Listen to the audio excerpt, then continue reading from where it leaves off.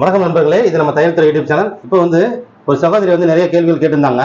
அதுல ஒரு கேள்வி வந்து இப்ப பார்க்க போறோம். என்ன கேள்விமா?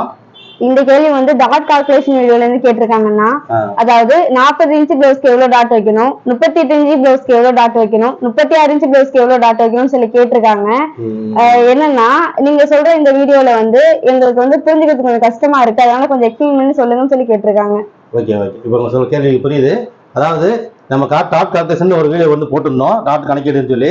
அதில் வந்து ஒரு அரை முக்கால் மணி நேரம் 1 மணி நேரம் வீடியோ இருக்கும். அது நம்ம இவங்க கேட்குறது என்னன்னா, அது வந்து எங்களுக்கு புரிஞ்சுக்கிறதுக்கு ஏதுவா 40 சைஸ்க்குனா இவ்வளோ டாட் வைக்கணும், 42க்குனா இவ்வளோ வைக்கணும், 44னா இவ்வளோ டாட் வச்சுக்கலாம், அதே மாதிரி 36க்குனா இவ்வளோ அப்படின்ற மாதிரி சொல்லிட்டீங்கன்னா எங்களுக்கு ஈஸியாக இருக்கும்.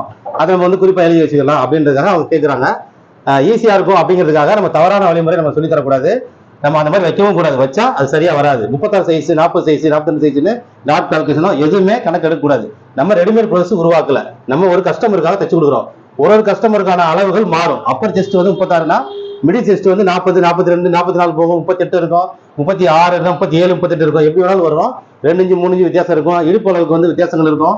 அதனால நம்ம டாட்க்கு வந்து என்ன அவங்களுக்கு தேவை, அந்த அளவுக்கு எவ்வளவு டாட் கொடுக்கணும், அந்த ஒரு நபருக்கு எவ்வளவு கொடுக்க வேண்டிய தேவை இருக்கு அப்படிங்கிறத தெரிஞ்சு அதை நம்ம வந்து கணக்கு வச்சா சரியா வச்சா மட்டும்தான் பர்ஃபெக்டான கப் ஷேப் கிடைக்கும், ஃபிட்டிங் கரெக்டா இருக்கும்.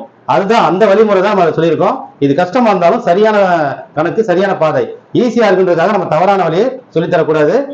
எப்பவுமே நீங்க வந்து நான் சொல்ற விதத்தை நீங்க கவனமா பொறுமையா பாருங்க. அந்த காணொலியை பொறுமையா பாருங்க. டாட் கால்குலேஷன்ல யாருக்கு எந்த அளவு வைக்கணும் அப்படிங்கிறது தெளிவா புரியும். நமக்கு முரண்பாடு தான் டாட் கால்குலேஷன் வரணுமே தவிர இந்த பாடி சைஸ், இந்த சைஸ், இந்த சைஸ் பிரகாரம் நம்ம சொல்லி தரதே கிடையாது. அடுத்த கேள்விகளை தொடர்ந்து பார்க்கலாம். நன்றி.